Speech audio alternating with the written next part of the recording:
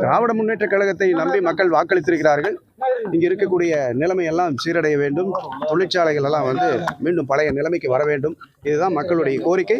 அதன் வெளிப்பாடு தான் திமுகவுக்கு ஒட்டுமொத்தமாக ஆதரவளித்திருக்கிறார்கள். கோவை மட்டுமல்ல, தமிழ்நாடு முழுக்க இன்றைக்கு ஏன் திமுகவுக்கு வாக்களித்துள்ளார்கள் என்றால் தான் இந்த மாதிரி ஜிஎஸ்டி போன்ற கொடுமையை நீக்க வேண்டும் என்றுதான் மக்களுடைய கோரிக்கை. அதே போல் கோவை பொறுத்த வரைக்கும் நீண்ட காலமாக பல கோரிக்கைகளை யாரும் எதுவும் செய்யாமல் இருக்கிறார்கள். மத்திய அரசை பொறுத்த வரைக்கும் அதெல்லாம் கேட்டு பெற்றுத்தர வேண்டும் என்பதுதான் மக்களுடைய ஆசை. விமான நிலைய விரிவாக்கத்திலிருந்து, ரயில் நிலையத்திலிருந்து, இன்னும் பார்த்தீங்கன்னா நிறைய மேம்பாலங்கள், இந்த மாதிரி நிறைய கோரிக்கைகள் இருக்குது. இதெல்லாம் செய்வதற்காகத்தான் இன்றைக்கி திமுகவுக்கு மாண்புமிகு முதலமைச்சர் தளபதி அவர்களை நம்பி இன்றைக்கு வாக்களித்துள்ளார்கள்.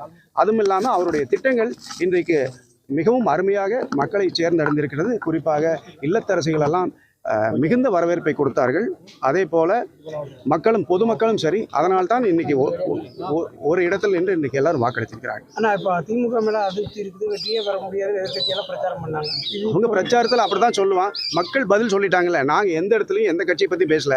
நாங்கள் எங்கள் சாதனை பற்றி பேசணும், முதலமைச்சருடைய திட்டங்களை பற்றி பேசணும், நாங்கள் என்ன செய்ய போகிறோன்னு பேசணும். அதுக்கு மக்கள் வாக்களித்திருக்கிறார்கள். அதிமுக 3வது இடத்துக்கு தள்ளப்பட்டிருக்கு, அதை எப்படி பாருங்க?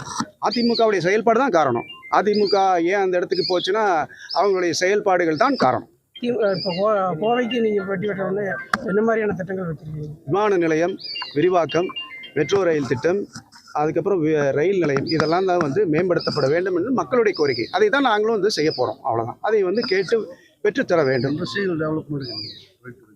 தொழில்துறைக்கு முக்கியமாக அந்த ஜிஎஸ்டிங்கிற பிரச்சனை, அதுவும் போராடி ஒன்று அதை நீக்க வேண்டும், இல்லாட்டி குறைக்க வேண்டும். இதுதான் மக்களுடைய கோரிக்கை.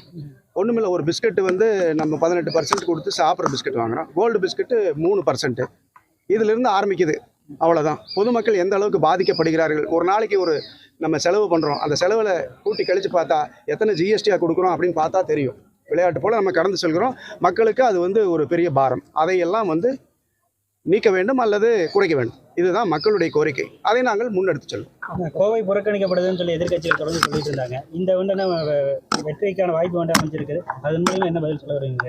இல்லை, கோவை புறக்கணிக்கப்பட்டு இருக்கிறதுனால தான் இப்போ முதலமைச்சரை அவரை நம்பி மீட்டெடுப்பார் அப்படிங்கிறதுனால தான் தமிழக மக்கள் வாக்களித்திருக்கிறார்கள். அதுதான் அதனுடைய பதில்.